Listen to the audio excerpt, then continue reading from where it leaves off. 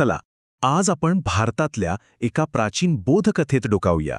या कथेत ना आपल्या सगळ्यांसाठी एक खूप महत्त्वाचा आणि आधुनिक संदेश दडलेला आहे. हा संदेश आहे त्या गोष्टींबद्दल ज्या आपण सतत स्वतःला सांगत असतो. आज आपण जी कथा पाहणार आहोत ती छोटीशीच आहे पण खूप शक्तिशाली आहे. एका अनपेक्षित मैत्रीची आणि एका विचित्र बदलाची ही गोष्ट नेमक्या याच प्रश्नाचा शोध घेते. तर आपली गोष्ट सुरू होते प्राचीन बनारसमध्ये.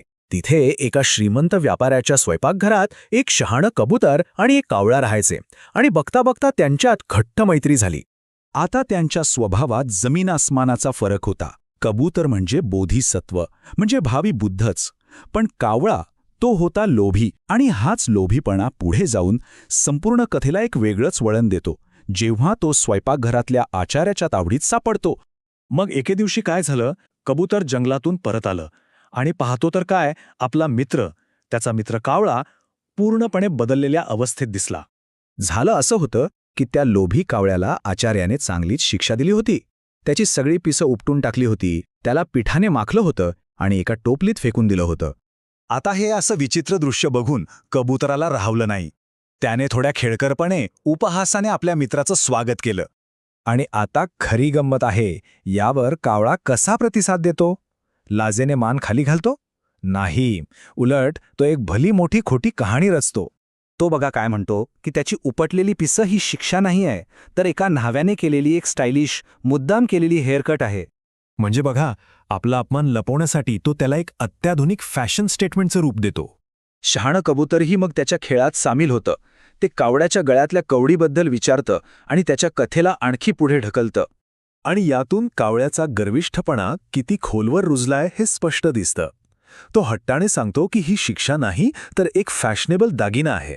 कावळा आपल्या खोट्या गोष्टीत इतका रमून जातो की तो चक्क आपल्या मित्रालाही तशीच हेवा वाटणारी वागणूक देण्याची ऑफर देतो. आता पाहूया ही कथा एका प्रभावी निष्कर्षापर्यंत कशी पोहोचते. कारण कबुतराला आता कळलं होतं की पुरे झालं. कबुतराने ते खोटं आणि त्या खोट्या मित्रालाही नाकारलं. त्याने त्याला तिथेच सोडून जाण्याचा निर्णय घेतला.